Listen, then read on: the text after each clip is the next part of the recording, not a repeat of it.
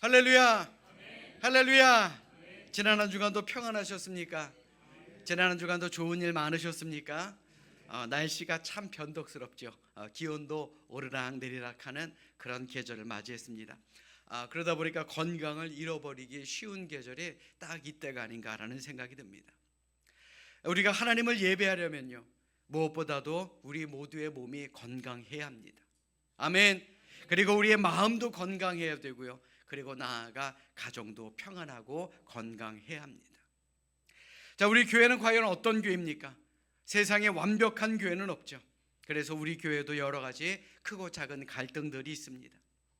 그럼에도 저는 우리 교회는 건강한 교회라고 믿습니다. 이럴 때 아멘이 커야 되는 거예요. 아멘. 자, 그러니 우리 교회가 건강한 교회다라는 것을 우리 이웃들과 기쁨으로 나누고 다니시기를 주님의 이름으로 부탁드립니다. 자, 우리 옆에 있는 분들, 또 앞뒤에 있는 분들과 이렇게 인사합니다. 늘 건강하게 사시길 바랍니다. 자, 다시 한번 인사합니다. 저도 건강 잘 지키겠습니다.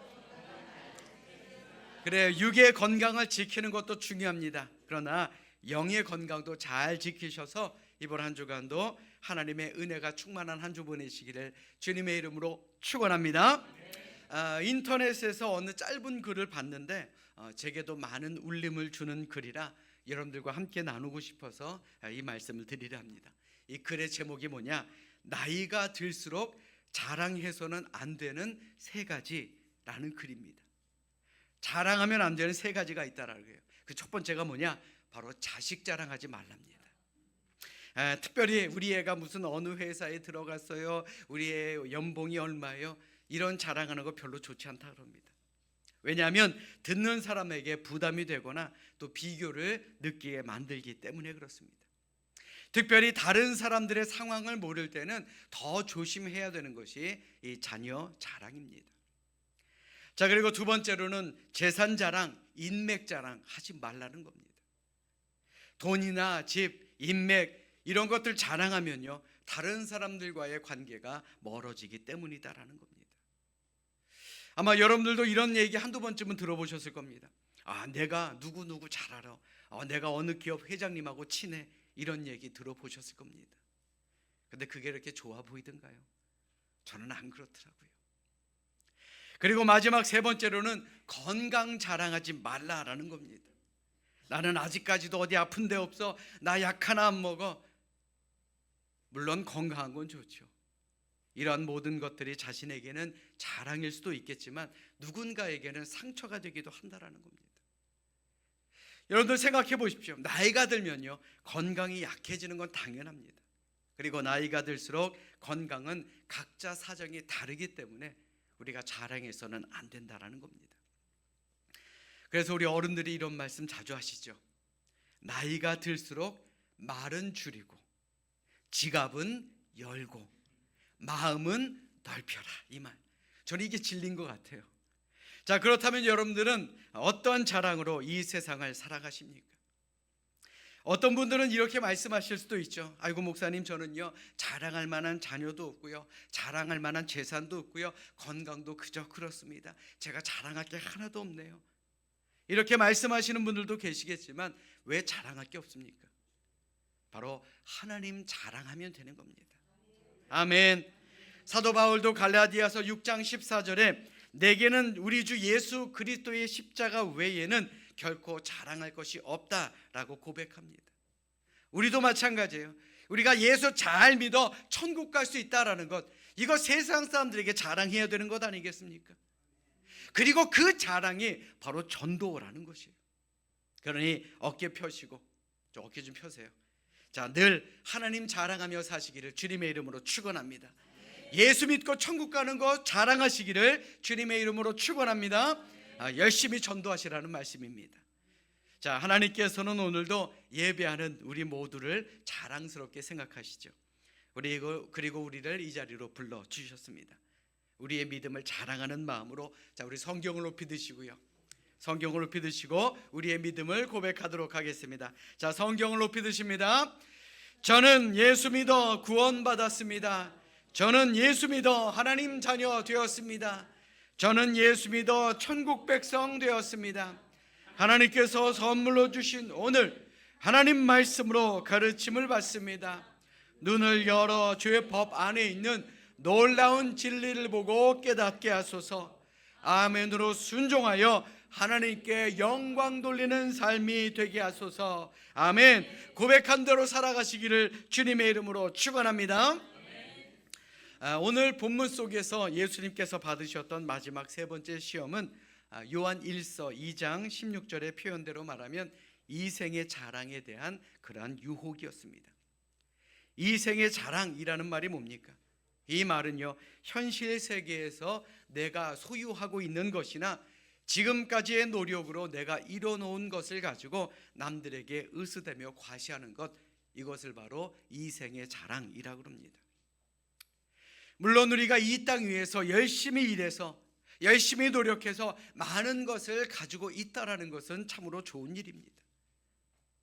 그런데 마귀는요, 우리의 허영심, 내가 이뤄놓은 것에 대한 허영심으로 우리를 죄에 빠지도록 유혹한다라는 것입니다. 모든 사람이 가진 이러한 본능적인 욕구, 자랑하고 싶은 것에 대한 욕구를 끊임없이 두드린다라는 거예요. 그래서 마귀는 두 번째 시험을 이기신 예수님에게 오늘 본문 8절로 9절의 말씀을 통해 이렇게 유혹합니다.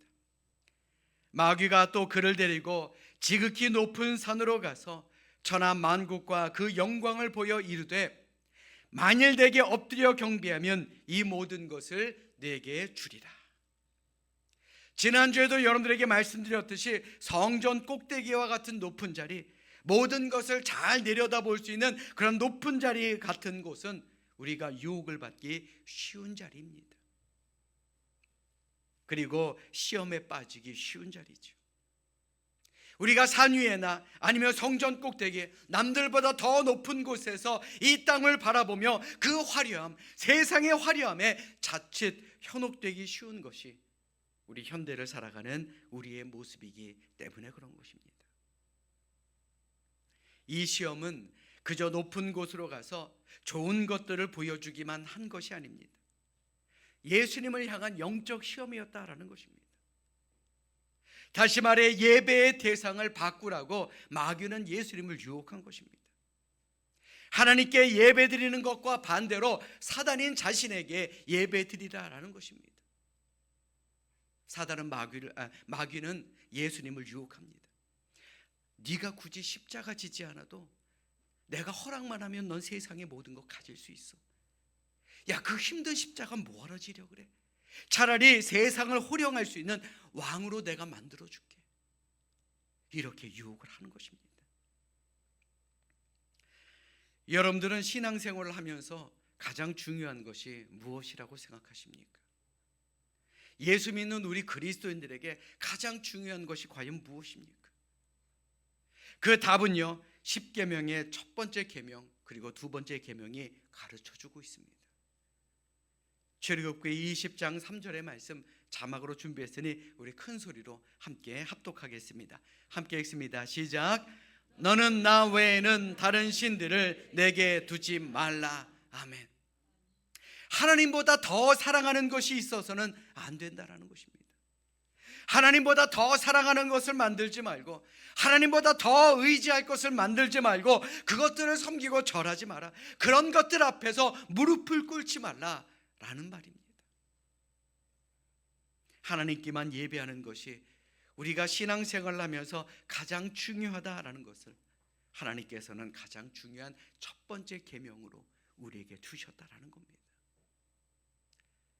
기독교 역사를 한번 생각해 보십시오. 수많은 순교자들이 있었습니다. 목에 잘려 죽었고요, 몸이 찢겨져 죽었습니다. 불에 타서 죽고 짐승의 밥이 되었던 사람들도 많았습니다. 그들이 왜 그렇게 죽어갔습니까? 미련하고 모자라고 바보라서 그렇게 죽었습니까?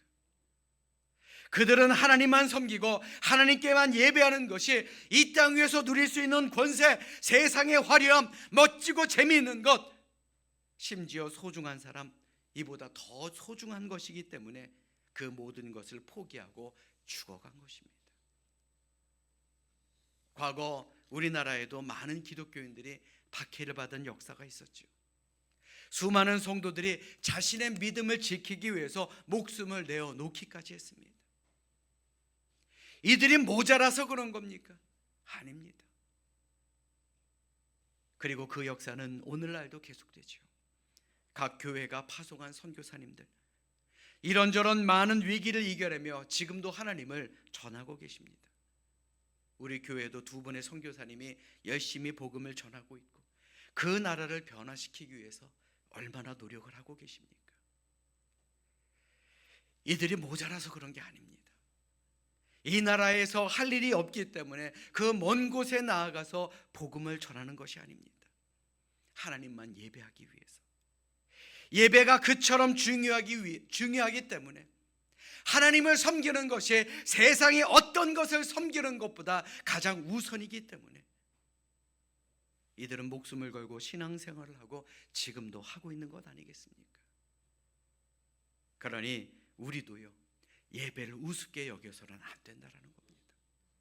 아무리 세상의 유혹이 우리를 찾아온다 해도 우리의 믿음이 흔들려서는 안 된다는 겁니다. 아멘. 여러분들 잘 들으십시오. 예배는요, 하나님께서 우리에게 명령하신 가장 기본적인 의무입니다. 그러므로 우리는 생명을 걸고 예배에 최선을 다해야 된다는 겁니다. 예수님은 요한복음 4장 23절에 이렇게 말씀하고 계십니다. 아버지께 참되게 예배하는 자들은 영과 진리로 예배할 때가 오나니 곧 이때라. 아버지께서는 자기에게 이렇게 예배하는 자들을 찾으시느니라. 아멘. 하나님이 누굴 찾는다고요? 예배하는 자. 하나님은 예배하는 자를 찾으십니다. 그러므로 예배를 위해 모이는데 우리는 최선을 다해야 되는 것입니다. 사도행전을 보면 초대교회 성도들은요, 날마다 마음을 같이하여 성전에 모이기를 힘썼다라고 고백합니다. 안타깝게도 그때는 믿음 생활하기 좋은 시절 아니었습니다. 예수 믿고 예배드리던 자를 박해하던 그런 시대였습니다.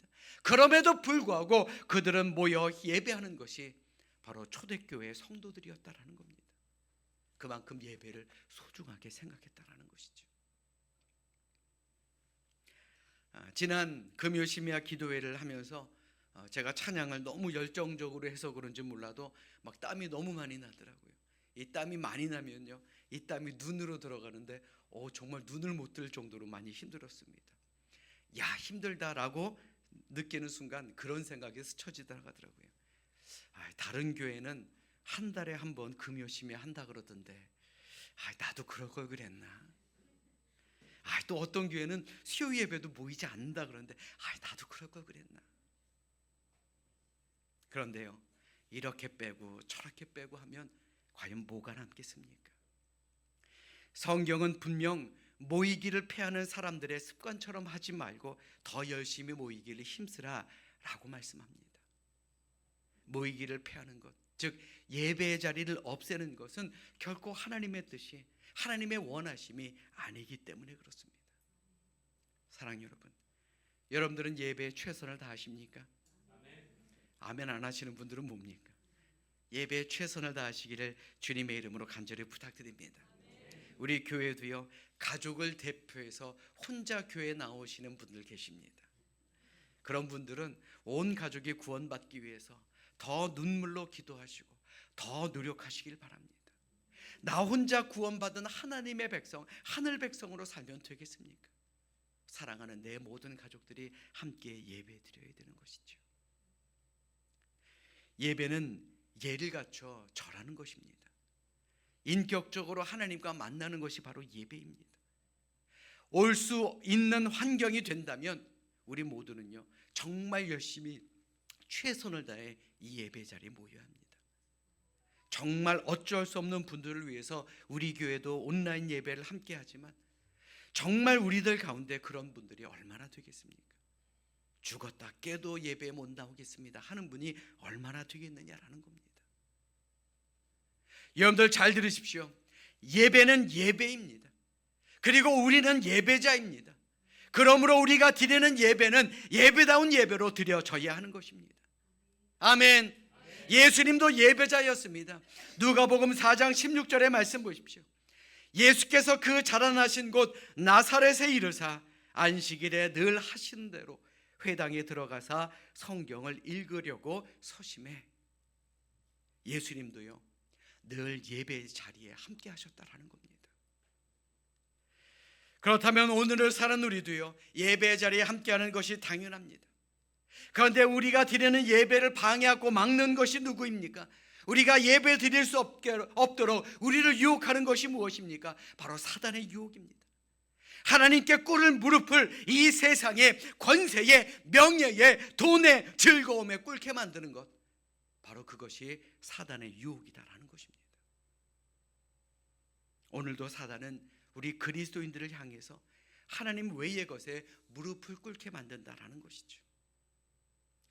예수님께 보여준 세상 속 화려함을 오늘을 사는 우리에게도 보여주고 우리를 유혹해서 결국 세상에 무릎을 꿇게 만들고 그리고 세상을 예배하도록 만드는 것이 바로 사단의 유혹이다라는 겁니다.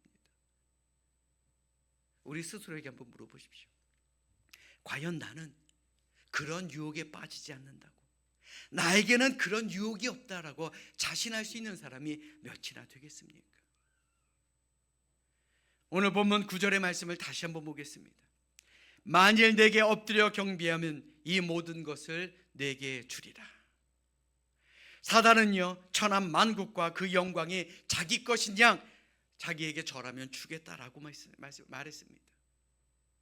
그러나 예수님께서 가르쳐 주신 기도문의 끝에 보면요 나라와 권세와 영광이 아버지께 영원히 있사옵니다 라고 가르쳤습니다. 즉 오직 하나님만이 우리 인간의 모든 권세와 영광을 하나님께서 가지고 계시다라는 말입니다.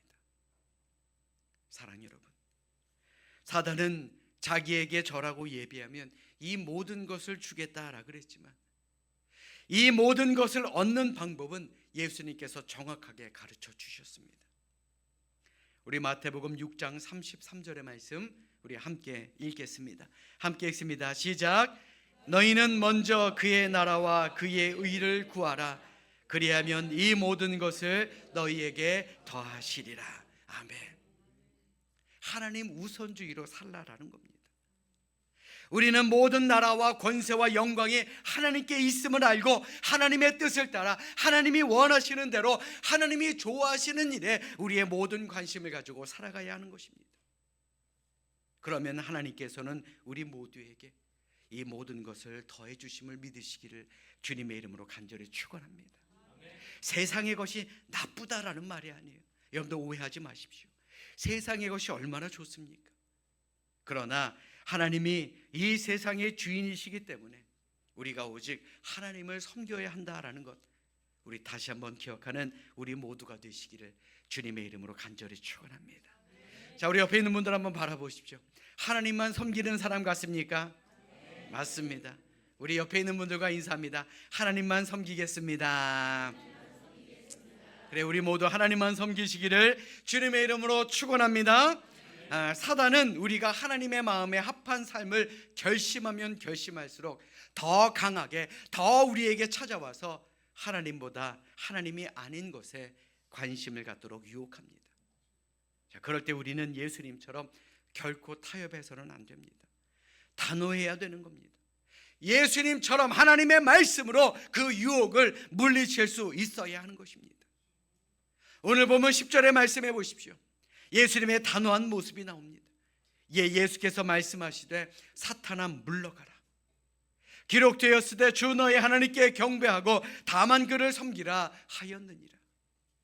사탄아 물러가라 이 말, 사실 우리가 사람이 많은 지하철이나 시장 한바닥에서 한다면 아마 사람들이 미쳤다라고 생각할지도 모릅니다.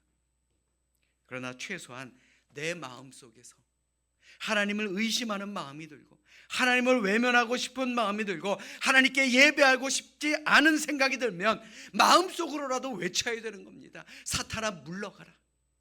사탄아 물러가라. 내 마음속에 꿈틀거리는 마귀의 생각을 물리칠 수 있어야 한다라는 겁니다. 아멘. 우리 따라서 해볼까요? 사탄아 물러가라. 내 마음속에 외치는 그러한 외침이 되어야 한다는 겁니다. 참 희한한 건요, 우리가 하나님의 마음에 합하게 살려고 결심하고 회개하고 눈물로 기도했음에도 불구하고 그때부터 오히려 시험에 드는 일을 만나기도 합니다. 내가 한번 제대로 예수 믿어보자, 내가 제대로 하나님께 예배해보자 라고 결심하면요, 오히려 사단이 우리를 찾아옵니다.